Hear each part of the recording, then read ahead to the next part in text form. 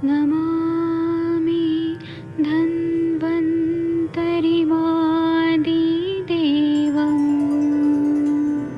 सुरासुरैर्वन्दितपादपद्मं लोके जरामृत्युनाशं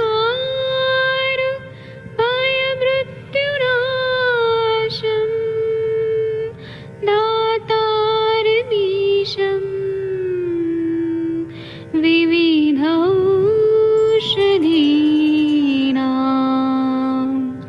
शङ्खं चक्रं जलौकां दधतं मृतघटं चारुतोर्भिश्चतुर्भिः सूक्ष्मस्वच्छादिरुद्यं शुकपरिविलसन्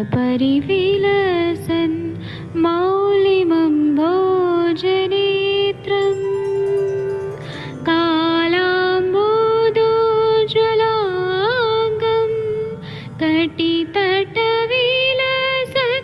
चारुपीताम्बराढ्यं वन्दे धन्वन्तरिन्तं निखिलगदमिव प्रौढदावाग्निनीलम्।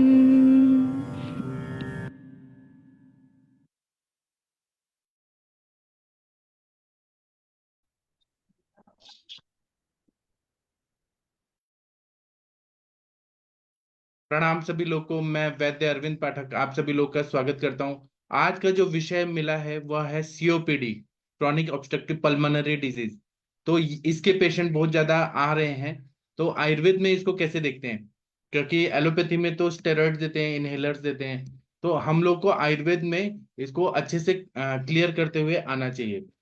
हम आयुर्वेद के चिकित्सा पे भी चर्चा करेंगे और इसमें क्या होता है वह भी हम लोग चर्चा करेंगे। पहले मैं यहाँ पे कुछ लोगों को होस्ट बना देता हूँ। और जब भी सीओपीडी के पेशेंट आए, ऐसे तो ये इमरजेंसी में बहुत ज्यादा श्वास कृच्छता होने लगती है, लेकिन आयुर्वेद में इसको क्या बोलते हैं यह जानना समझना बहुत जरूरी है। और हम इसका किस तरह से परमानेंट इलाज कर सकते हैं, क्योंकि एलोपैथी में परमानेंट इलाज नहीं है इसका, आयुर्वेद में ही परमानेंट इलाज है। मैं यहाँ पे अनम्यूट करने का ऑप्शन दे देता हूँ। आज सर ने वेटिंग रूम ये कर दिया है, तो मुझे बार बार वेटिंग में जो है उनको यहाँ लाना पड़ेगा। चलिए हम लोग क्रॉनिक ऑब्स्ट्रक्टिव पल्मोनरी डिजीज ये हम लोग पढ़ते हैं। तो chronic pulmonary obstructive pulmonary disease, तो इसमें ऑब्स्ट्रक्शन है, कहीं ना कहीं मार्गावरोध है, प्राणवायु स्रोत में अवरोधात्मक संप्राप्ति है। और इसमें क्या होता है कि एयर फ्लो जो होता है हमारा, उसका ऑब्स्ट्रक्शन होने लगता है। क्यों होने लगता है? तो क्योंकि क्रॉनिक ब्रोंकाइटिस होता है, ब्रोंकस जो रहते हैं वहां पे इन्फ्लेमेशन रहता है।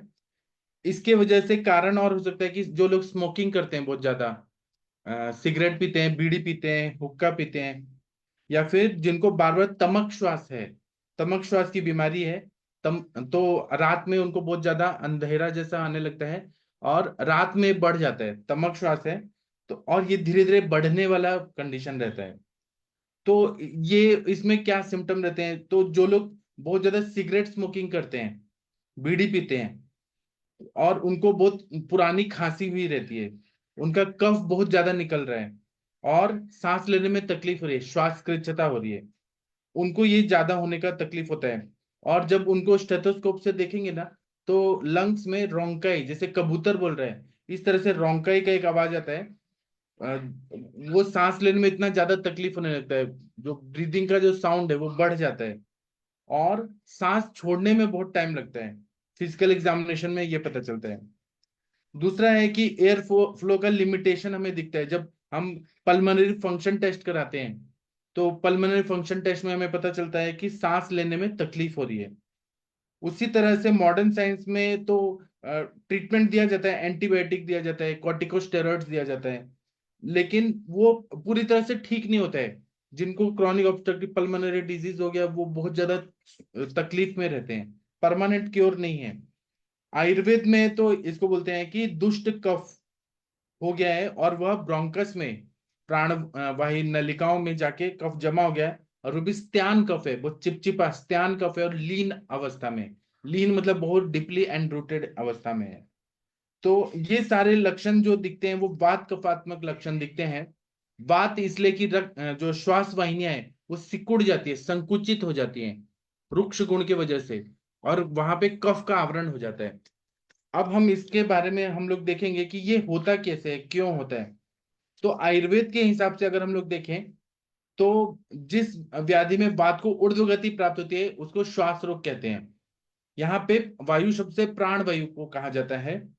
जैसे लोहार का जो माथी होता है उसको धोखते समय आवाज आता है, उसी तरह से आवाज करते हुए वायु जोर जोर से बाहर निकलता है, और इसमें आवाज भी आती है और अवरोध जन्य ऐसा ये क्रॉनिक ऑब्स्ट्रक्टिव पल्मोनरी डिजीज होता है।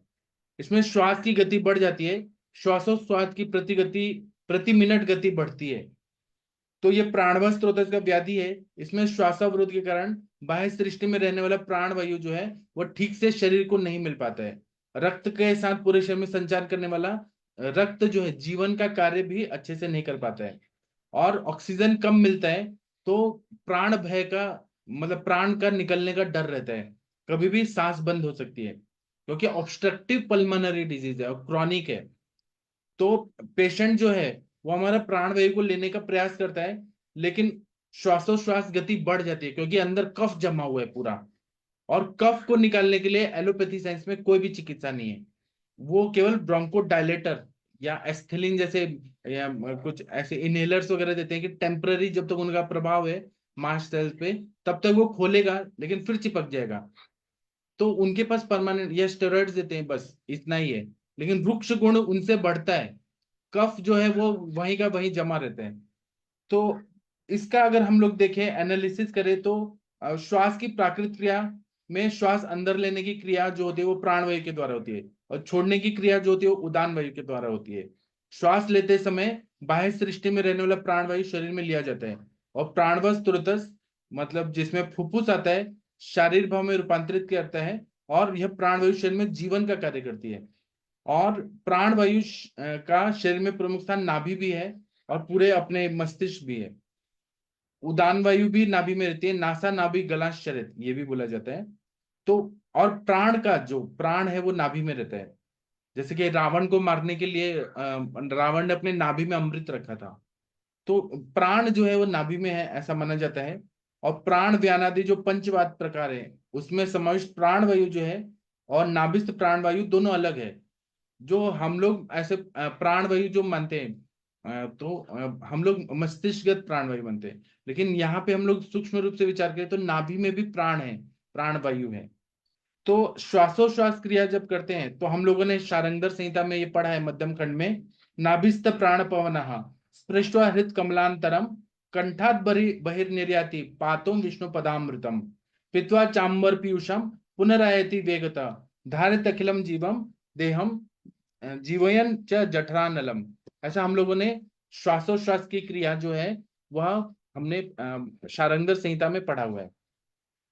श्वास लेते समय उदर नाभि से क्रिया शुरू होती है, और यह वायु को नाभिस्थ कहा जाता है। यह वायु कंठ से बाहर निकलता है और बाह्य सृष्टि में अंबर पीयूष जो ऑक्सीजन है प्राण वायु को लेके आता है और पुनः शरीर में अंदर प्रवेशित होता है।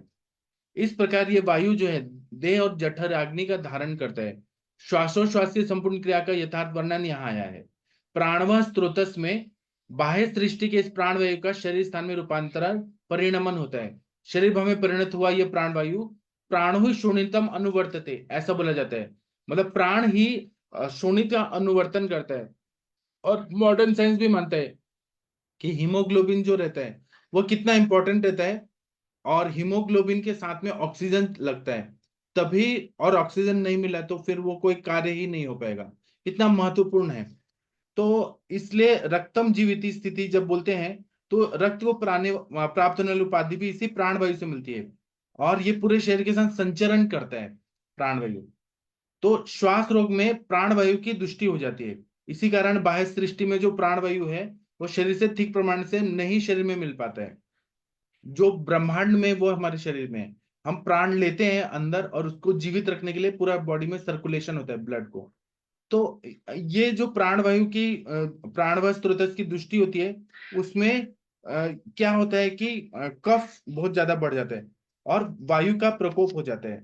इसका कारण चरक चिकित्सा स्थान में बताया, रजसाम धूमवाताभ्याम चित्त स्थानाम्बो सेवनात् वायमात् ग्राम में धर्माध्व रुक्षान विषमाशनात् आम प्रदोषान दाहा नाहा रोक्ष्या दत्या तर्पणात् दौर्बल्यान मर्मणो घातत द्वंद शुष्यद्यति नियोगता अतिसार ज्वर सर्दी प्रतिशय शतशयात् रक्तपित्त दुदावर्त विसुच्य अलसकादपि पांडुरोग विश्वास चैव प्रवर्तित गदा वितमो निष्पाव माशपिण्याक तिल तेल निषेवणात् पिष्ट शालु विष्टम्बी विदाहि गुरु भोजनात् जलजानुपिषित दध्याम शिर सेवनात् अभिषंधि उपचार च श्लेष्मणाम च सेवनात् कंठोर रसो प्रतिघात द्विबंधेश पृथक विदयी। मतलब श्वास के जो सामान्य हेतु गए बताए हैं उसमें क्या बताया है कि धूल धुआं और ठंडे प्रदेशों में रहना, ठंडे पानी का सेवन करना, अति व्यायाम करना, मैथुन करना, संक्रमण करना, बहुत ऐसे ट्रैवलिंग वगैरह करना, रुक्षान्न का सेवन करना, मतलब बहुत चीज ड्राई चीजें खाई जा रही हैं। फिर विषमासन कभी भी खाया जा रहा है, समशन विषमा विरुद्धासन सब खाया जा रहा है। और शरीर में आम की उत्पत्ति बहुत ज्यादा हुई है, बॉडी में रुक्षता बहुत ज्यादा बढ़ गई है, शरीर में अपतर्पण बहुत ज्यादा हो गया है, नरिशमेंट नहीं मिल रहा है, दुर्बलता है, मर्म का उपघात है, और गुरु और लघु द्रव्यों का ये कंटिन्यू उल्टा पुल्टा खाया जा रहा है, और शोधन कर्म का अतियोग, और इसी तरह से उड़द बहुत खाया जा रहा है, तिल का तेल, पिष्टमय पदार्थ, कॉन्स्टिपेशन करने वाले पदार्थ, विदाही और गुरु पदार्थ, और कच्चा मांस और आनों पर औदक मांस, कच्चा दूध या अभिसंधि मिल्क शेक वगैरह, ठंडा मिल्क शेक, फ्रिज का पानी, दही का सेवन बहुत ज्यादा किया जा रहा है। इसी तरह से कोई बीमारियां हैं उसकी वजह से अतिसार ज्वर छर्दी प्रतिशय उरशत राज्यक्षमा रक्तपित्त उदावरत विसूचिका अलसक आनाह पांडुकास हृदरोग विषरोग, ये सब उपद्रव रूप में आते हैं। मतलब उपद्रव ये सब का रहता है, इसलिए श्वास व्याधि होती है। तो इसमें सबसे पहले क्या होता है कि अन्नव स्त्रोतस और उदक स्त्रोतस की दृष्टि होती है। आमाशय में जो विकृत क्लेदक कफ है वह बहुत विकृत हो जाता है और आम की उत्पत्ति होती है, और वह क्लेदक कफ जो है वह और आम ये जाके लंग्स में जो अपने उरस्थ उर भाग में जाके जमा हो जाता है और उससे बहुत ज्यादा अवरोध होता है। दूसरा प्राणव स्त्रोतस की दृष्टि होती है, तो वहां पे रुक्षता काठिन्य और संकोच होता है, मतलब जो एल्वुलाइज और ब्रोंकियल्स है वो संकुचित हो जाते हैं, ड्राई होके सूखने लगते हैं, ऐसे संकुचित हो जाते हैं।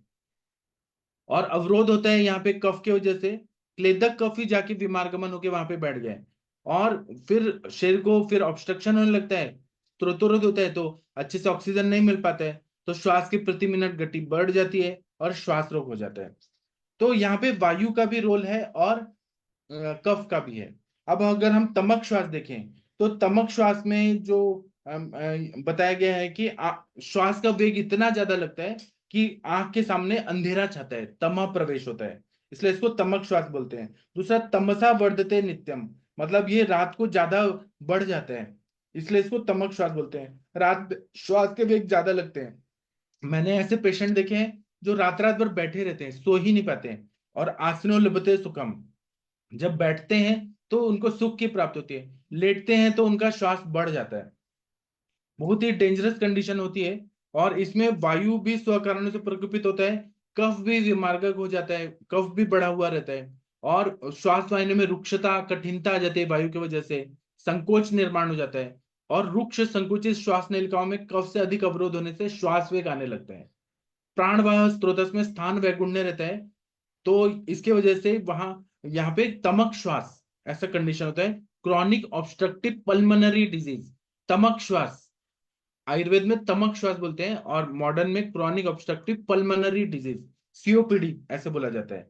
तो वेग काल में खांसी बहुत आती है, खांसी कंटिन्यू आती है, कफ निकालना चाहते हैं लेकिन कफ नहीं निकल पाता है, जी बहुत ज्यादा घबराता है कि कब क्या सांस फूल जाए, कब बंद हो जाए सांस, और बलगम बहुत निकलने में टाइम लगता है, और जब थोड़ा कफ निकलता है तो पेशेंट को अच्छा लगता है, लेकिन बार बार फिर से कास वेग आता है, गले में दर्द लगता है, दर्द होता है, बोलना कठिन हो जाता है, और लेटने पे बढ़ जाता है, उठने पे थोड़ा आराम लगता है। और ये जो कफ जो है अधोगामी स्वभाव के कारण तलस्त होता है, लंग्स के नीचे वाले लोब के एरिया में ज्यादा जमा हो जाता है। इसी तरह से कभी कभी सोते हुए ये कफ फुफ्फुस में सभी जगह फैल जाता है, तो इसलिए ज्यादा तकलीफ होती है। अगर पेशेंट ने हेड लो किया तो ऊपर के लोब में ऊपर साइड में चला जाएगा, तो इसमें बहुत ज्यादा अवरोध बढ़ता है, श्वास वेग बढ़ जाता है। इसलिए बोलते हैं आसीनो लभते सौख्यम शयाना श्वास पीड़िता। मतलब जब वो बैठता है तो उसको अच्छा लगता है कि मतलब कफ जो पिघल के नीचे चला गया है, लंग्स के नीचे साइड में, तलहटी में लंग्स में चला गया है, तो थोड़ा अच्छा लगता है। लेकिन जैसे ही लेटेगा तो कफ फैल जाएगा सब जगह, लिक्विड फॉर्म में रहता है। लेकिन जो अंदर एल्वियोलाइज और ब्रोंक्यूल्स हैं, श्वास नलिकाएं, वो रुक्ष रहती हैं। तो इतना डेंजरस कंडीशन रहता है, संकुचित रहती है। तो वायु की वजह से भी सांस लेने में तकलीफ होती है। कफ तो है ही, कफ से भी वहां पे कफ जमा है वहां पे। तो इसकी वजह से क्या होता है कि श्वास वाहिनियों का संकोच और कफ संचित के कारण स्त्रोतरोध उत्पन्न हो जाता है। तो ऑक्सीजन अच्छे से नहीं मिल पाता है, सांस लेने में बहुत तकलीफ होती है, बहुत मेहनत करनी पड़ती है। और इसकी वजह से पूरा रिब्स के जो मसल्स हैं उनका पूरा जोर लगता है, तो पेशेंट थक जाता है, सांस लेने में ही थक जाता है। श्वास की गति कब बंद हो जाए ऐसा लगता है कि कब बंद हो जाए। दूसरा है कि इसमें मसल जो सेरेटस एंटेरियर और पेक्टोरिस पेक्टोरल माइनर और स्टर्नोमेस्टोइड इरेक्टस स्पाइनी, ये मसल्स बहुत काम करना पड़ता है, तो थक जाता है इंसान। इसी तरह से ये कभी कभी हार्ट की बीमारियों में भी ये सिम्टम आता है, जैसे कि लेफ्ट वेंट्रिकुलर फेलियर होता है, मिट्रल स्टेनोसिस होता है, तब ये तमक श्वास के सिम्टम आते हैं। या कार्डियक अस्थमा जो होता है उसमें भी ये श्वास बहुत ज्यादा बढ़ जाता है। इसमें एक मोह भी रहता है, इंसान क्या करे क्या नहीं करे वो समझ नहीं आता है। बहुत ज्यादा मन में बेचैनी होती है, आंखों में सूजन आता है, और पसीना बहुत आता है। उर प्रदेश में ऊपर और पीछे कपाल में सब जगह बहुत पसीना आता है, सांस लेने में तकलीफ होती है। तो ऐसे में जब उष्ण उपचार करते हैं, जैसे गर्म कॉफी पिए, गर्म पानी पिए, तो थोड़ा अच्छा लगता है। या गर्म हॉट वाटर बैग से सेके तो कफ कफ पिघलने से थोड़ा अच्छा लगता है। उसी तरह से इसकी वेग कालावस्था होती है और अवेग कालावस्था होती है। दोष दृष्टि और स्थान वैगुण्य की वजह से ये अलग अलग अवस्था में हो सकता है। पंखा चलाए, एसी चलाए तो बढ़ जाएगा, अगर शरीर को रूम को गर्म किया तो थोड़ा अच्छा लगता है। तो ये कफ भुज तमक श्वास होता है और वात भुज तमक श्वास, ये दो प्रकार होते हैं। उनकी चिकित्सा भी थोड़ी डिफरेंट हो जाती है। और इसी में जब अनुबंध से जब ज्वर मूर्छा ये सब अनुबंध रूप से रहते हैं तो उसको प्रतमक बोलते हैं। और संतमक जो रहता है उसमें, संतमक में पित्त का अनुबंध रहता है। एक प्रतमक रहता है जब ज्वर और मूर्छा रहता है, और जब पित्त का अनुबंध है तब इसको संतमक बोलते हैं। ये दो उपभेद बताएं। अब इसकी चिकित्सा, चिकित्सा करते समय हमें तो सबसे पहले ये देखना है कि तमकेतु विरेचनम, तमक श्वास में हमें विरेचन देना है। लेकिन इसकी वेगकालीन चिकित्सा अलग होती है और अवेगकालीन चिकित्सा अलग होती है। एलोपैथी में कॉर्टिकोस्टेरॉइड्स होता है, इनहेलर्स होते हैं, ब्रोंकोडायलेटर्स होते हैं, एंटीबायोटिक्स दिया जाता है। क्योंकि एलोपैथी साइंस ऐसा मानता है कि इन्फ्लेमेशन हो गया है बहुत ज्यादा, जो यहाँ पे बहुत ज्यादा बलगम जमा हो गया है, एक्सेस म्यूकस जमा हो गया है। तो आयुर्वेद के हिसाब से क्या चिकित्सा होता है ये हम लोग बात करेंगे इस टॉपिक पे। बाकी आप लोग कुछ बोलना चाहते हैं? वैद्य शशि तिवारी मैडम, आप कुछ बोलना चाहती हैं इस टॉपिक पर? वीना मैम, पल्लवी मैम, आपने ऐसे पेशेंट देखे हैं, सीओपीडी के पेशेंट देखे हैं क्या? हाँ सर, देखे हैं। हाँ बोलिए। और यहाँ पे सर उनको ज्यादा से ज्यादा जो पेशेंट ऐसे भी देखे, जो टीचर लोग होते हैं वो जो चॉक लेते हैं, तो उसके वजह से भी जो किसी किसी को ये तकलीफ होती है। और क्योंकि वो जो पार्टिकल्स रहते हैं वो अंदर जाते हैं हमेशा लंग्स के अंदर। तो क्रॉनिक संप्राप्ति पहले कफ होता है, फिर आगे जाके ऐसे ही चालू रहा और ध्यान नहीं दिया तो ये पेशेंट ऐसे कन्वर्ट हो जाते हैं इसमें। तो यहाँ पे सर ज्यादा तो तमकेतु विरेचनम करके बोला है।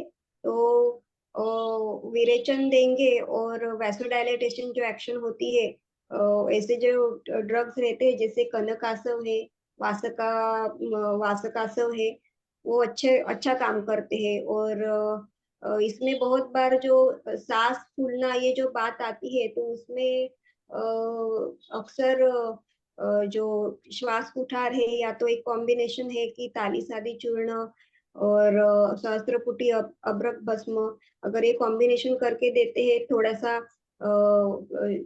चाटन करवाने को देते तो अच्छा, सर पेशेंट को अच्छा रिलीफ मिलता है। और दवाई तो और बहुत है, लेकिन वो पेशेंट टू पेशेंट वेरी करता है, किसी किसी को क्या सिम्टम्स है, क्या प्रॉब्लम है। पित्त से रिलेटेड है तो फिर सीतोफलादी अच्छा काम करेगा, कफ से रिलेटेड है, अगर अग्नि मांद्य है तो फिर ताली शादी का भी कॉम्बिनेशन बना के देते हैं। उसमें थोड़ा सा कभी कभी पुष्कर मूल ऐड करेंगे तो सांस लेने का जो प्रॉब्लम है, जो सांस लेने को तकलीफ हो रहा है, वो कम रहता है। और ऐसे ऐसे देखा गया है कि जब ठंडा सीजन आता है तो ये बार बार बीच बीच में प्रॉब्लम हो जाता है, नहीं तो वो इतना काम नहीं करता। और इसमें मैं हमेशा पेशेंट को बोलती हूँ कि मनुका का सेवन ज्यादा करिए, क्योंकि मनुका विरेचन भी करती है और ऑक्सीजनेटेड ब्लड कैरी करती है, तो वो फायदा देता है फिर उसमें। जी सर। जी। तो अब ये जब हम चिकित्सा करते हैं सीओपीडी या तमक श्वास के कंडीशन में, तो हमें सबसे पहले रोग देखना है, रोगी का बलाबल देखना है, दोषों का अनुबंध देखना है, उसमें कफ भूयिष्ठता कितना है, वात भूयिष्ठता कितना है, इसका विचार करना है। बलवान रोगी है, कफ भूयिष्ठता है, या फिर दुर्बल रोगी है और कफ भूयिष्ठता है, या बलवान रोगी है और वात भूयिष्ठता है, या दुर्बल रोगी है उसमें वात भूयिष्ठता है। ये सब की अलग अलग चिकित्सा होती है। वेगावस्था और अवेगावस्था, इनका भी विचार करना पड़ता है। वेगावस्था में दोषों में कार्यकारी वातानुलोमक चिकित्सा, और वेग मध्यकालीन अवस्था में स्थान को बल देने वाली और स्थान वैगुण्यता को दूर करने वाली रसायन चिकित्सा अपेक्षित होती है। अब आता है वेगकालीन चिकित्सा, मतलब उसको बहुत अटैक आया है, सांस लेने में तकलीफ हो रही है, उस टाइम की चिकित्सा क्या होती है? तो श्वास के 2 प्रकार के रोगी रहते हैं, एक बलवान रोगी और दूसरा दुर्बल रोगी। बलवान रोगी में कफ भूयिष्ठ तमक श्वास हो तो वमन, विरेचन, धूमपान, ये सभी उपचार हितकर होते हैं। इसके विपरीत जो दुर्बल रोगी होते हैं उनको हम शोधन उपचार नहीं कर सकते हैं, तो उनको शमन उपचार ही किया जाता है। उनके लिए स्नेह, मतलब घी, मेडिकेटेड घी देते हैं, दीपन पाचन करके मेडिकेटेड घी, यूष कल्पना और मास्त्रस आदि से संतर्पण करना चाहिए। कफ दोष उत्कृष्ट नहीं हो, रोगी दुर्बल हो, तो स्वेदन के बिना शोधनोपक्रम करने से वात प्रकोप की आशंका रहती है। इसीलिए, और पहले ही वायु प्रकोपित है तो हेतुओं के साथ मिलने से मर्मोपघात हो सकता है। इसलिए शोधनोपचार करते समय स्नेहन करना है, स्वेदन करना है, मतलब बाह्य स्नेहन, अभ्यंतर स्नेहन, और दोषों का तरतम भाव देखना है, उनकी उत्कृष्टता देखनी है, रोगी का बल देखना है, इन सब का एक साथ विचार करना पड़ता है। तो हर पेशेंट अलग होता है, हर पेशेंट की कंडीशन अलग होती है। कफ भूयिष्ठ श्वास में वमन सबसे अच्छा लाभ करता है। वमन के पहले क्या करना है, उरोभाग भाग में लवण और सरसों का तेल या कोई भी और स्नेह लगा के अभ्यंग करना है। अभ्यंतर के लिए अभ्यंतर स्नेह के लिए घृतपान कराया जाता है।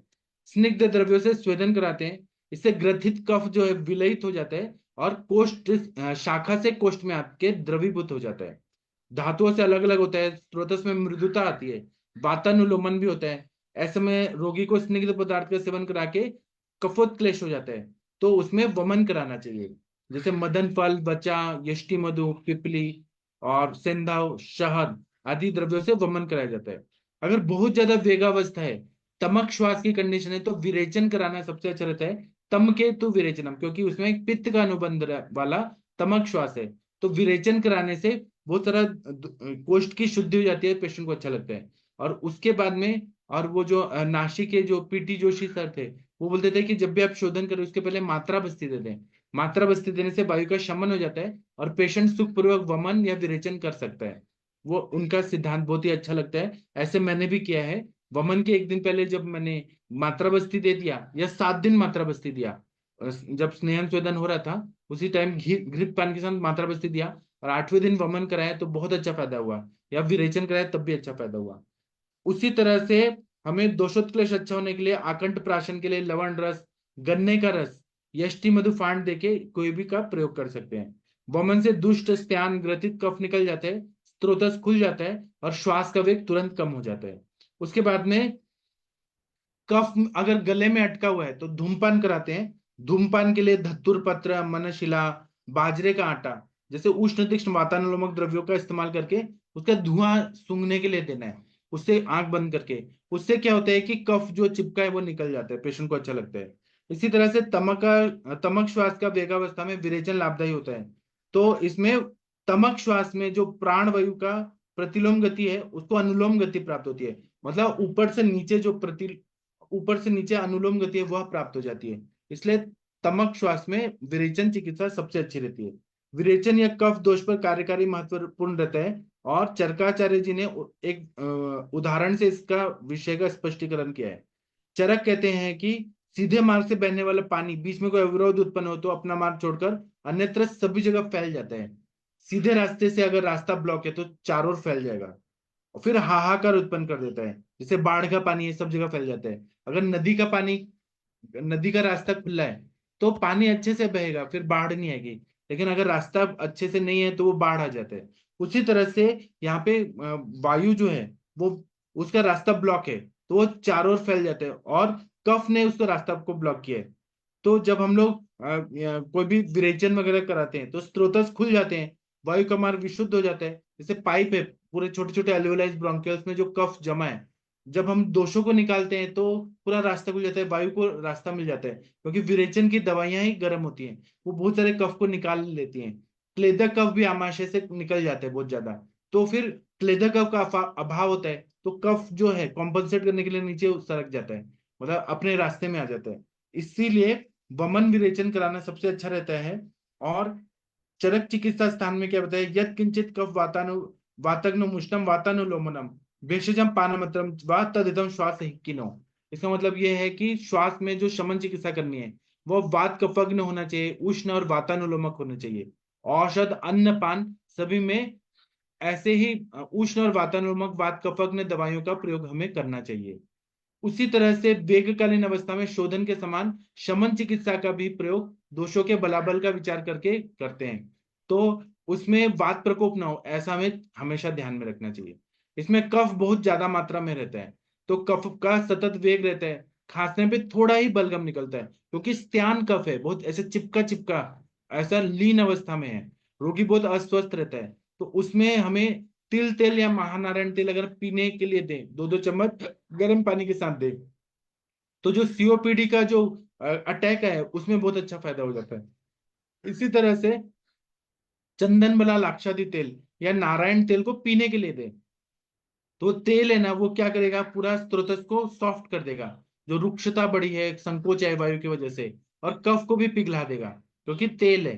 तो तेल उष्ण होता है, इसलिए पीने के लिए देना है। 2-2 चम्मच थोड़ी थोड़ी देर के बाद गर्म पानी के साथ दें, वो पूरा स्त्रोतसों में फैल जाता है तेल और बहुत अच्छा फायदा। ज्यादा तेल नहीं देना है, 2 टीस्पून, 2-2 टीस्पून देना है।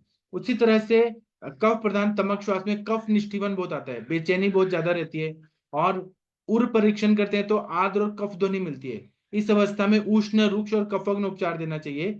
बाह्य स्नेहन तो स्वेद तो अपेक्षित होता ही है, लेकिन स्वेदन से कफ विलीन होने में सहायता मिलती है। इसलिए इंटरनल दवाई में हम लोग क्या देते हैं, तो श्वास कुठार रस, श्वास कुठार रस जब बनाते हैं तो क्या बताएं, एक एक कम मरिचम दत्वा खलवे सूक्ष्म विमर्देर, एक एक काली मिर्च डालते हैं और खल करते जाते हैं खलवी यंत्र में, खलबत्ते में। तो वह काली मिर्च इतना पावरफुल होता है, प्रमाथी होता है, तो वह पूरे स्त्रोतों में जाकर कफ को विलयित कर देता है, पूरे एक एक सेल में जाता है काली मिर्च, और जाठराग्नि को प्रेरित करता है, अग्नि को प्रेरित करता है। और श्वास कुठार मतलब वह कुल्हाड़ी, कुठार मतलब कुल्हाड़ी की तरह कफ को निकालता है।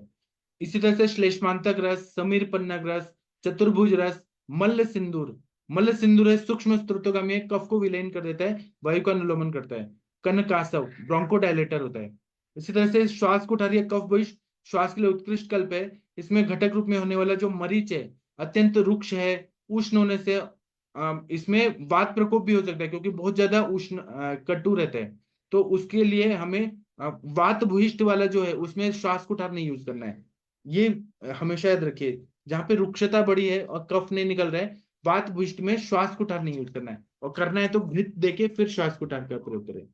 इसी तरह से वात भूयिष्ठ है तो हमें घृतपान, जैसे कंटकारी घृत, भारंग्यादि घृत, पिपल्यादि घृत ऐसे देना है। सिंदूर कल्प और कस्तूरी कल्प का भी प्रयोग करने से कभी कभी तकलीफ बढ़ा सकते हैं। तो सिंदूर कल्प जैसे रस सिंदूर, समीर पन्नग, या फिर हम लोग मल्ल सिंदूर, शिला सिंदूर, ये सब का प्रयोग हमें नहीं करना है।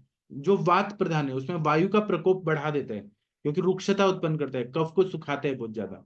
श्वास के वात भूयिष्ठ और कफ भूयिष्ठ दोनों में हमें कनकासव दोनों में दे सकते हैं। कंटकारी अवलय, यष्टि मधुकल्प, धात्र्यादि अवलय, समीर पर नगरस, ये महत्वपूर्ण कल्प है। श्वास में कितनी बार अत्ययिक अवस्था आती है, इमरजेंसी की कंडीशन आती है, श्वास लेना मुश्किल हो जाता है, तो उसमें हमें कभी कभी वमन कराना पड़ता है और कभी कभी स्नेहन स्वेदन करना है, और नारायण तेल 2-2 चम्मच यष्टि मधु फांड के साथ देना है। उससे बहुत अच्छा फायदा होता है। इसी तरह से धूमपान में हम लोग मनशिला, यष्टि मधुर, धतूर पत्र, ये हम धूमपान के लिए देते हैं, तो कफ संचित जो है वो विलयित हो जाता है और आसानी से बाहर निकल जाता है। श्वास मार्ग खुल जाता है, प्राण को अनुलोम गति प्राप्त होती है और श्वास वेग कम हो जाता है।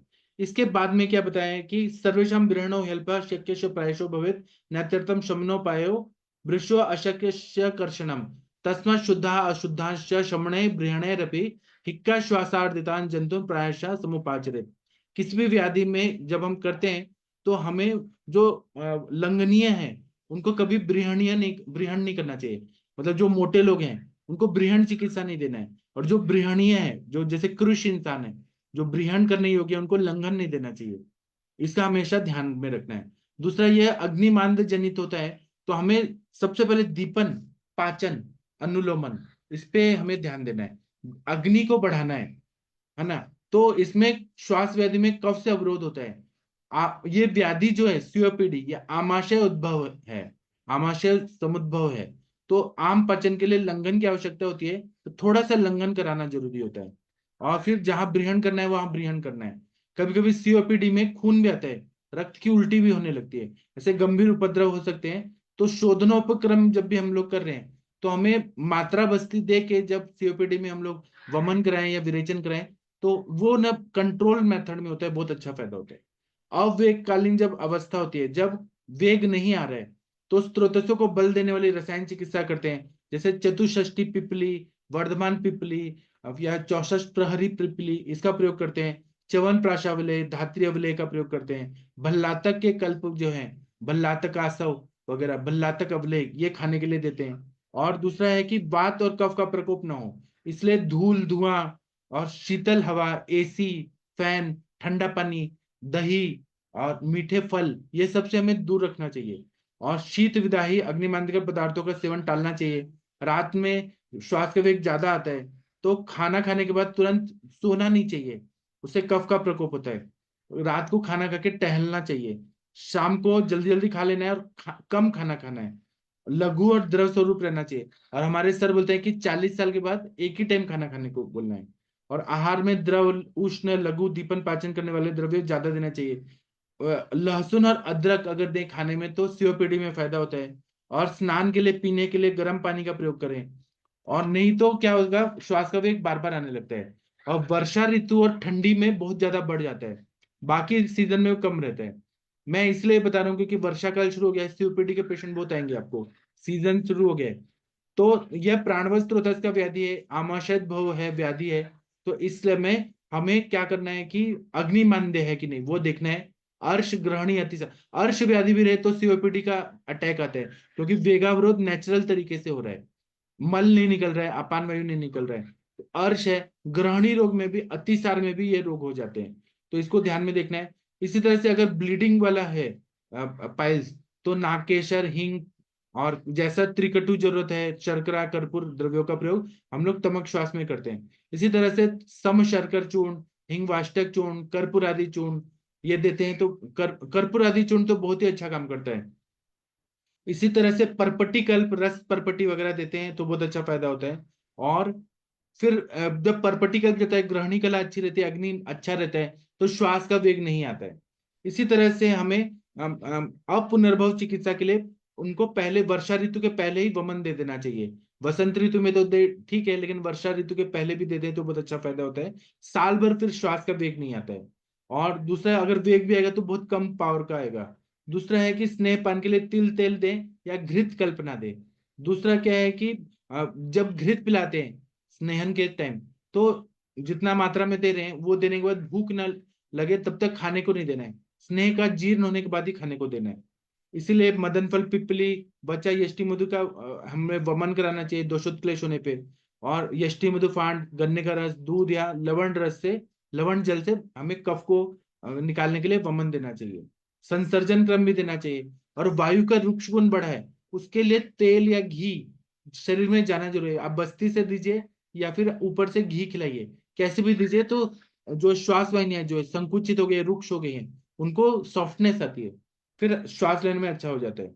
इसी तरह से संजीवनी गुटी अच्छा काम करता है, भल्लातक आसव अच्छा काम करता है। नारायण तेल 2 चम्मच रोज रात को ले लें तो श्वास का वेग कभी नहीं आता है। इस तरह से जब हम चिकित्सा करते हैं तो सीओपीडी जो है 1-1.5 साल में पूरी तरह से ठीक हो जाता है। इसमें रात में खाना नहीं खाना चाहिए, क्योंकि तमक श्वास में रात में वेग आते हैं। अभिसंधि पदार्थ जैसे दही नहीं खाना है, मछली नहीं खाना है, इडली डोसा नहीं खाना है, ब्रेड नहीं खाना है, जो फर्मेंटेड चीज है बिल्कुल नहीं खाना है, और गर्म पानी से ही नहाना है, ठंडा पानी से नहीं नहाना है। जिस तरह से श्वास कुठार रस, सुरशेखर रस, कर्पूर आदि चूर्ण।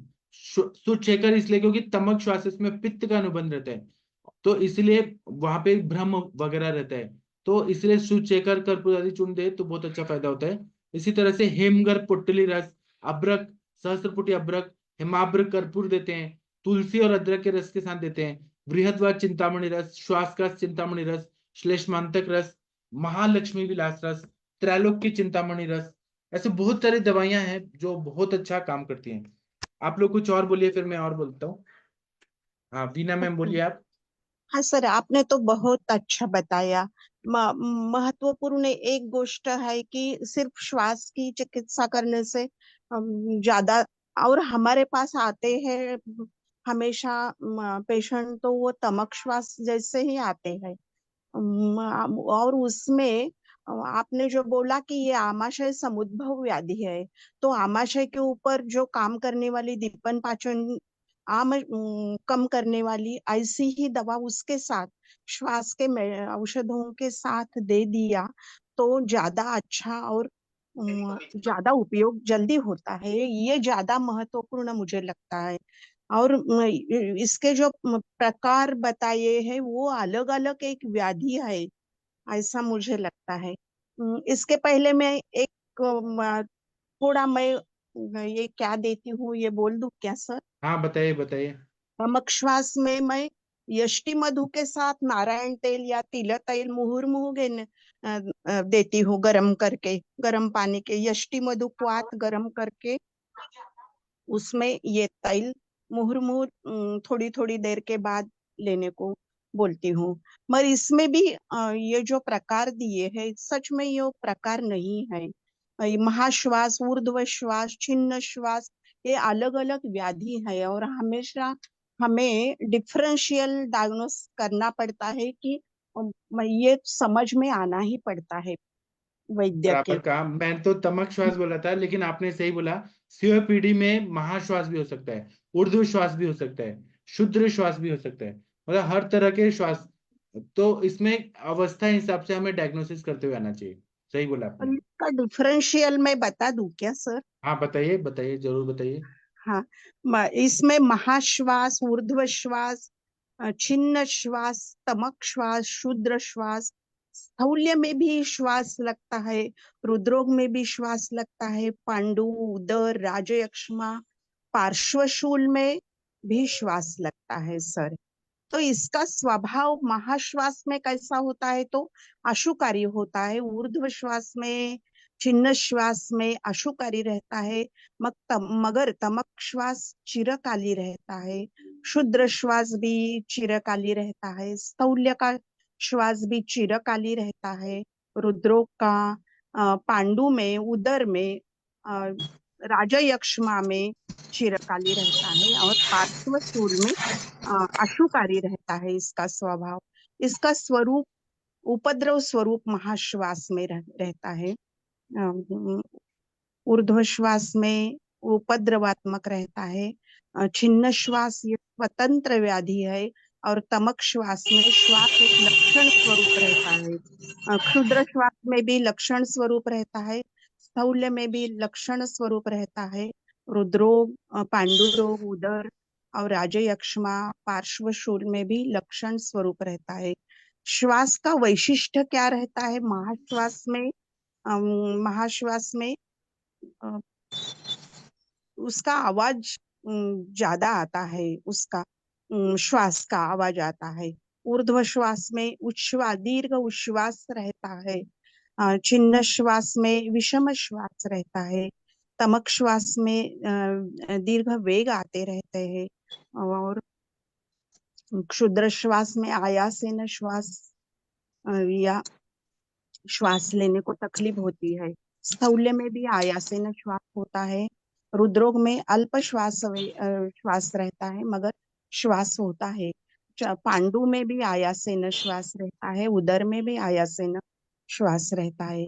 उपशय अनुपशय तमक श्वास में जैसे कि बैठने से अच्छा लगता है और सोने से ज्यादा तकलीफ होती है।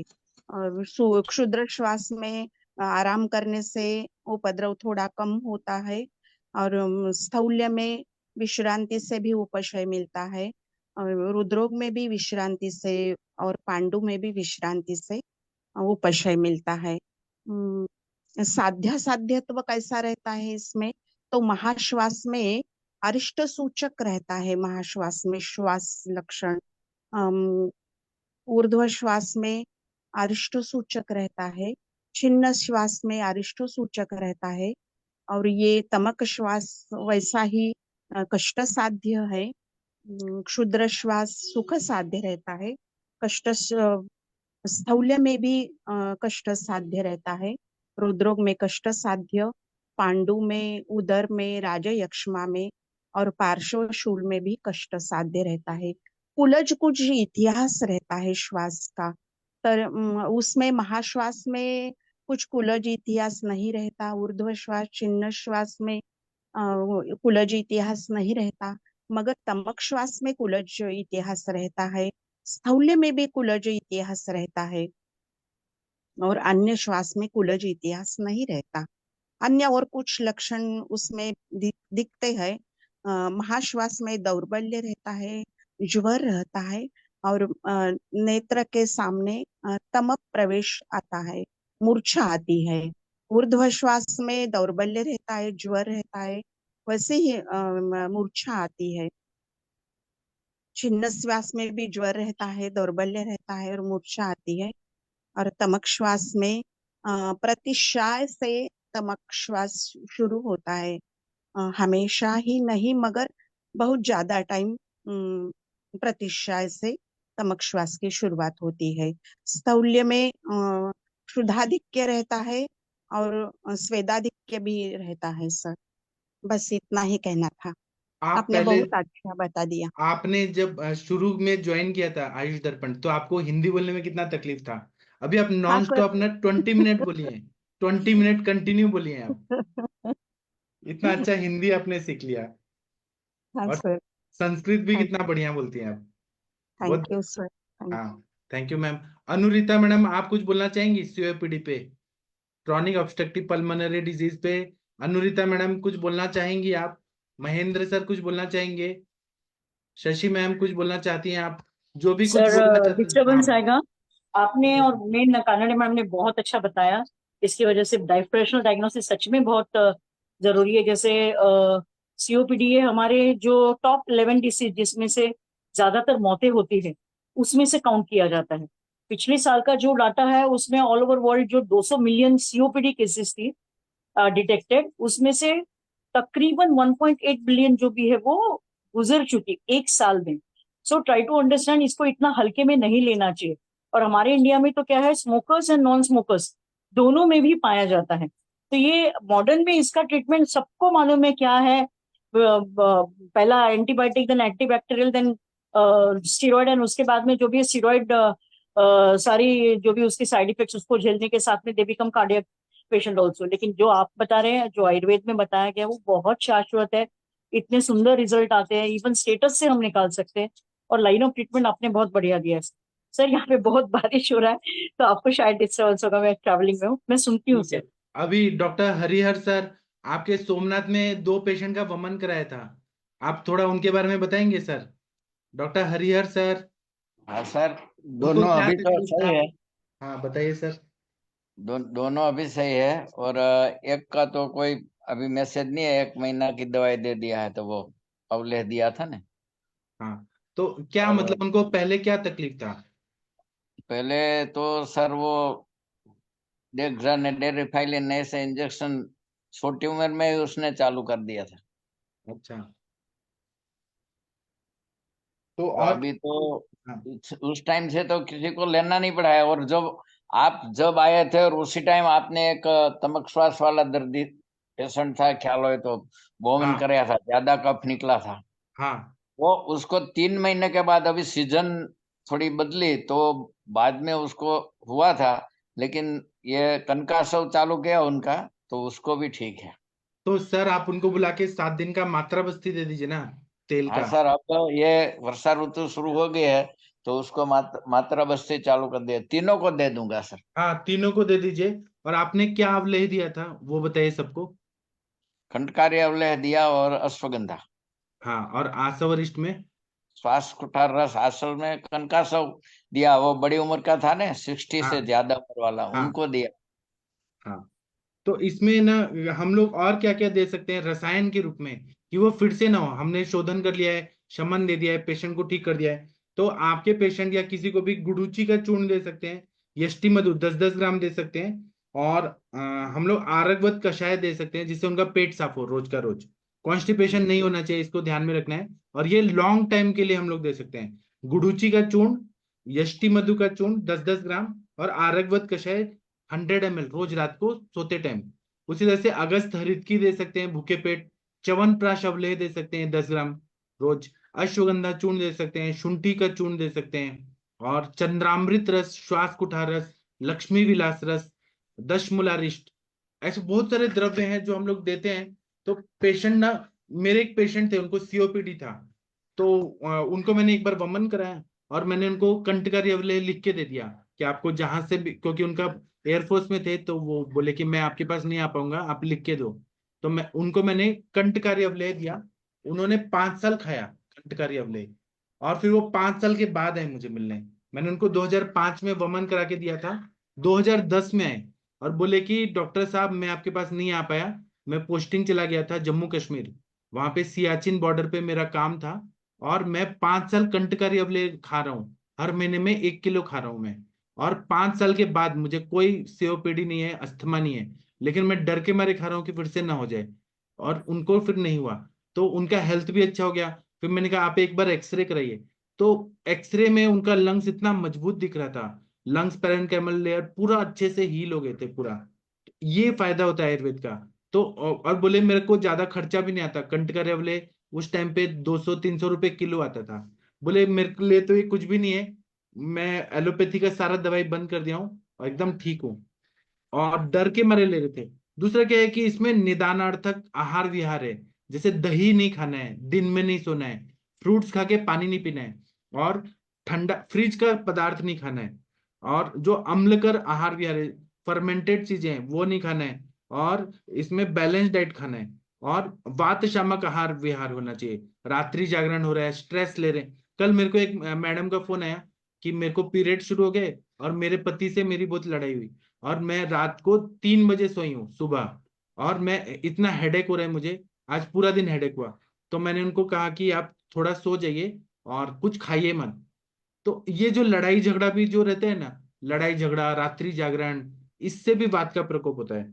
और मैंने कहा क्यों लड़ रही थी, तो बोली मुझे पहले तो मजा आ रहा था लड़ने में, पति को टॉर्चर करने में, बाद में मुझे तकलीफ हो रही है। तो पति को भी दुख दिया, खुद को भी दुख दिया, और फिर मेंसेस का पेन भी बहुत ज्यादा बढ़ गया रात्रि जागरण से और लड़ाई झगड़ा से। तो कुछ लोगों को ऐसा रहता है कलह प्रिय, मतलब उनको अच्छा लगता है लड़ाई झगड़ा, नहीं तो मन को शांति नहीं मिलती। और इसमें कफकर आहार विहार को भी बंद करना है। ठंडे प्रदेशों में नहीं जाना है, एसी में नहीं रहना है, ठंडी हवा नहीं सेवन करना है, ठंडा पानी नहीं करना है, कोल्ड ड्रिंक्स नहीं पीना है। ये अगर हम फॉलो करते हैं ना तो सीओपीडी ठीक हो जाता है आयुर्वेद के हिसाब से। इस पर और कोई कुछ बोलना चाहते हैं? डॉक्टर हरीश बत्रा जी, सीओपीडी पे आपको कुछ बोलना है तो बोल सकते हैं। ये महाश्वास भी हो सकता है, ऊर्ध्व श्वास भी हो सकता है, इसमें छिन्न श्वास, शुद्र श्वास, तमक श्वास, कोई भी हो सकता है। मिठाई खाने से बढ़ता है सर ये? हाँ मिठाई खाने से बढ़ता है। सर आपने पेशेंट देखे हैं, थोड़ा बताइए ना COPD सर के। पेशेंट को शुरुआत में तो इसके लिए बमन कराते हैं, दीपन पाचन के बाद बमन कराते हैं, और बमन के बाद में और हम तो एक तो सोमलता और क्या नाम है तुम्हारा, पुष्करमूल, सीतोपलादि और मध्यष्टि, और संग में जैसे अब्रक अब्रक है या श्रृंगराबर है, इस तरह से कोई रस, और उसको कंटिन्यू 3 महीने या 4 महीने चलाते हैं। साथ में उसको या तो च्यवनप्राश या जीवन केसरी और ये भ्रष्ट हरित की देते हैं दस्त साफ करने के लिए, और कनकासव, और संग में 10 मूलारिष्ट। इनको चला के करीबन 6 महीने 7 महीने चलता है और उसके फिर रिलीफ मिलता चला जाता है। इस तरह का ट्रीटमेंट देते हैं सर हम। और सर यहाँ पे स्क्रीन पे देखिए, इसमें लिखा है COPD causes smoking, air pollutants, other irritants. यही चीज आयुर्वेद भी बोलता है, धूल और धुआं, रज और धूल, धूप, ये सब बोला है, धूम। और जेनेटिक एपिजेनेटिक फैक्टर्स बोलते हैं मॉडर्न साइंस वाले। सिम्टम्स में क्रॉनिक कफ, हमारा भी यही बोलता है कि पहले काश से प्रतिशय होता है, प्रतिशय से यक्ष्मा होता है, ऐसा आयुर्वेद भी बोलता है। फटीग होता है, डिस्निया, सांस लेने में तकलीफ हो रही है, थकावट हो रही है, production of mucus, shortness of breath, chest discomfort, chronic bronchitis, inflammation, excessive mucus, जो हम लोग बोल रहे हैं कि त्यान कफ जाके स्त्रोतरोध कर रहा है, वो लोग ब्रोंकाइटिस बोलते हैं, वहां एक पे सर इसमें इन्फ्लेमेशन होता है। विद्यकर्म भी रिलीफ देता है सर। दूसरा एम्फेसाइमा बोल रहे हैं, एल्वेलर मेम्ब्रेन डिग्रेडेशन, तो हम लोग वही सहस्त्रपुटी अभ्रक देते हैं। और हम यहाँ पे श्वास रस, चिंतामणि रस, जो स्वर्ण कल्प देते हैं, वही तो मेम्ब्रेन को ठीक करते हैं। और रसायन देते हैं, अश्वगंधा चूर्ण हो गया, अश्वगंधा घृत हो गया, कंटकारी घृत हो गया, तो जो मेम्ब्रेन डिग्रेडेशन हो गया वो पूरा ठीक हो जाता है। एक ही चीज है, लेकिन उन्होंने मॉडर्न लैंग्वेज में बोला है, हम आयुर्वेद की भाषा में बोलते हैं। हम यहाँ पे क्षय बोलते हैं, यहाँ पे वात का प्रकोप बोलते हैं, वही चीज उन्होंने वैसे बोला है, दोनों एक ही चीज है। और किसी को कुछ बोलना है तो बोल सकते हैं। मनीषा मैडम जी, आप कुछ बोलना चाहती हैं? मनीषा मैडम, सीओपीडी के पेशेंट देखे आपने? शशि हाँ तिवारी, जी सर। हाँ बोलिए हाँ मैम। जी, हाँ जी जी बोलिए। सर। मैं थोड़ा लेट ज्वाइन की, लेकिन बहुत अच्छा बताया भी आपने। और इसकी पूरी विस्तृत जानकारी यदि रहे तो वैद्य अपने पेशेंट को बहुत अच्छे से स्वस्थ रख सकता है। नहीं तो ऑल लाइफ लोग एस्थमेटिक और ये लंग्स के प्रॉब्लम लेकर के और इसमें रहते हैं हमेशा, इनहेलर पर और नेबुलाइजर पे हमेशा ही रहते हैं लगभग। इन सारी हमारा आयुर्वेद का कॉन्सेप्ट बहुत ही अच्छा है इसमें, वातज कफ दृष्टि के लिए, म्यूकस निकालने के लिए। और जो हमारे जो एल्वलाई हैं, चोक हो जाते हैं, वो निकलना मुश्किल है, तो उसके लिए हमारी आयुर्वेद की औषधियाँ इतने अच्छे से कफ का विलयन करके और ऊर्ध्वमार्ग से हम कफ वमन करा के और बहुत अच्छे से निकाल सकते हैं। स्नेहन स्वेदन दे करके सिस्टम में थोड़ा सेंधा और घृत का स्नेहन दे करके, या सरसों तेल का या नारियल तेल जो भी उपलब्ध है रोगी के पास, फिर उसको थोड़ा सा पिंड स्वेद दे देते हैं। और इसके बाद पिंड या पत्र स्वेद दे देते हैं। इसे ये इसका पान की पत्ती का जो सेवन होता है उसको भी थोड़ा ऑयल लगा करके, घृत लगा करके, सेंधा तेल लगा के उसको भी देते हैं, तो बहुत इजीली कफ निकलता है उसमें। और पेशेंट को जो औषधियां हैं उसके अकॉर्डिंग उसकी वात की और कफ की कितना आवर्त है उस पर। जी जी, सही बताया आपने। मैम का आवाज चला गया, मनीषा मैडम का नेटवर्क का प्रॉब्लम हो रहा है। किसी को सुनाई दे रहा है क्या? नहीं, नहीं मुझे आवाज। नहीं। अच्छा, शशि तिवारी मैडम, आप कोई प्राणायाम के टाइप बताइए जो ऐसे केसेस में प्राणायाम करने से अच्छा फायदा हो। हाँ जी सर, गुड इवनिंग सर। इसमें जो भी लंग्स की एक्सरसाइजेस होती हैं या प्राणायाम योगासन होते हैं, उसमें तो अनुलोम विलोम वगैरह सारी है ही। और सबसे बड़ी बात है कि जितने हाथ की एक्सरसाइजेस होती हैं, मतलब जहां पर भी हाथ का कोई भी मूवमेंट होता है, वो आपके पूरा चेस्ट कैविटी को बहुत अच्छे से, मतलब उसकी एक्सरसाइज होती है। तो चाहे आप नॉर्मल स्कूल में जो पीटी करते थे, जिनको कुछ नहीं समझ में आता है, वो लोग वो चीजें कर सकते हैं। अदरवाइज जो खड़े होकर के करने वाले आसन है, तो उसमें से मेजोरिटी आसन जो है वो हाथ के ही है। और जहां पर भी, मतलब सिंपल सा लैंग्वेज में ये समझ लीजिए, जहां पर भी हाथ की इन्वॉल्वमेंट होती है, मतलब चाहे हाथ ऊपर नीचे कर रहे हो, फैला रहे हो, सारी चीजें हो रहा है, तो वहां पर लंग्स की बहुत अच्छी एक्सरसाइज होती है और बहुत सिंपल एक्सरसाइज है, बड़े आराम से कर सकते हैं, प्राणायाम वाले पार्ट पर कर सकते हैं। और सर मैंने दो पेशेंट जो देखे हैं, करे हैं ट्रीट, मतलब गॉड ग्रेस हो गए थे सही। एलोपैथी में भी उनको आराम नहीं आ रहा था, तो वहां पर मैंने डाइट चेंजेस कराया था और लीवर को फोकस करके ट्रीटमेंट किया था। और साथ में मेरी थेरेपी में हमेशा ये चीज रहता है कि जो भी सांस का तकलीफ वाला रहा, चाहे तमक श्वास हो, चाहे किसी के तरह का सांस का मरीज होता है, उसको मैं बोलती हूँ कि वॉक जरूर करना है। और वॉक आपको सनलाइट में करना है, तो सन बाथ जिसको कहते हैं, वो चीज जरूर होना चाहिए। स्ट्रेस मिनिमम हो और पेट बहुत अच्छे से साफ होना चाहिए, क्योंकि स्ट्रेस से जितने भी, मतलब ये सीओपीडी या जो भी तमक श्वास वगैरह के पेशेंट्स होते हैं, इनका मतलब बढ़ जाता है। तो स्ट्रेस एक मेन हेतु मिलता है। और अग्निमांद तो होता ही है, तो मेनली दीपन पाचन लोमन कराएं और ये चीज कराएं, तो उससे रिजल्ट आ जाते हैं सर। और इसमें मर्म वगैरह भी सारे हैं, जैसे उर्वी आड़ी मर्म है, ये सब सारे मर्म कराए जा सकते हैं, क्योंकि जो जिस रीजन में आता है हाथ का बॉडी का पार्ट्स, वहां पर जो मर्म पड़ता है तो उस रीजन पर बहुत बढ़िया काम करता है, तो वो चीजें भी कराएं। और इसमें वायु मुद्रा वगैरह कराते हैं, प्राण मुद्रा वगैरह, तो ये सारी चीजें भी काम करती है, क्योंकि उससे आपका आत्मबल बढ़ता है, और जब आत्मबल बढ़ता है तो पेशेंट जल्दी ठीक होता है। अनुलोम विलोम तो है ही, भ्रामरी है, ओम का उच्चारण है, डीप ब्रीदिंग करना है। पर जैसे तमक श्वास के मरीज को मैं कहती हूँ कि कुंभक नहीं करना होता। एक हाई बीपी का पेशेंट और एक तमक श्वास का मरीज, उसको कुंभक नहीं करना, मतलब you have to inhale and exhale only. Inhale का शुरुआत में नियम नहीं रखिए कितने टाइम में इनहेल करेंगे, सिंपल सा तरीका है कि इनहेल फास्ट होता है और एक्सेल हमेशा स्लोली करना होता है। पर आप देखोगे शुरुआत में कई लोगों का इनहेल तो फास्ट कर लेते हैं, एक्सेल उससे भी ज्यादा फास्ट कर लेते हैं। एक्सेल को धीरे धीरे करके स्लोली करना होता है, तभी कार्बन डाइऑक्साइड बाहर से प्रॉपरली निकल पाती है। इनहेल में हमेशा पेट बाहर जाना चाहिए और एक्सेल में पेट हमेशा अंदर आना चाहिए, तो इन एक दो चीजों का ख्याल रखना होता है। और धीरे धीरे फिर इनहेलेशन एक्सेलेशन में ख्याल आ जाता है, मतलब सही से करने लगते हो। और जब भी आप कर रहे हैं प्राणायाम तो उस वक्त बहुत फोकस होकर के करिए। आपका ध्यान कहीं और है और आप इनहेल एक्सेल कर रहे हो, तो उस इनहेल एक्सेल का कोई मतलब नहीं होता। मतलब वहां पर आपका मन बहुत लगा होना चाहिए और प्रॉपरली होना चाहिए, मतलब पूरी श्रद्धा विश्वास के साथ जब करते हैं इनहेल एक्सेल, तभी जाकर रिजल्ट आते हैं। जी सर, ठीक। Thank you sir. और आपने दबंग मूवी देखा है? उसमें हाँ सलमान जी, हाँ पांडे जी की हाँ माँ, जी, वो मर जाती है, उनको इनहेलर नहीं हाँ मिलता है, तो डिम्पल कपाड़िया जो उनकी माँ बनी होती है, उनको अटैक आता है सीओपीडी का, तो अच्छा। ये मृत्यु तक लेके जाता है, इतना डेंजरस कंडीशन होता है। हाँ, तो ये जो महाश्वास जब हम लोग पढ़ते थे, महाश्वास तो होता ही है कि मृत्यु के टाइम आने वाला जो श्वास का वेग होता है वो महाश्वास है। उसी तरीके से ऊर्ध्वश्वास के साथ भी बोलते हैं, जो क्यूरेबल में सिर्फ छिन्न श्वास है। तमक श्वास के साथ बोलते हैं कि शुरुआत का होता है तब हो पाता है, और मैं बोलती हूँ तमक के तो विरेचनम तो कंसेप्ट है ही। तमक श्वास में स्ट्रेस वगैरह लेवल पर आपको प्राणायाम लेवल, मतलब लाइफस्टाइल वगैरह पर भी बहुत काम करना पड़ता है। खाने पीने में आप सब कुछ गुरु अभिसंधी चीजें खा रहे हो और फिर सोचोगे तमक श्वास तकलीफ नहीं देगा, तो प्रॉब्लम रहेगी। अब जैसे इसी से एक बात याद आ गई सर, मैं बोलना चाहूंगी।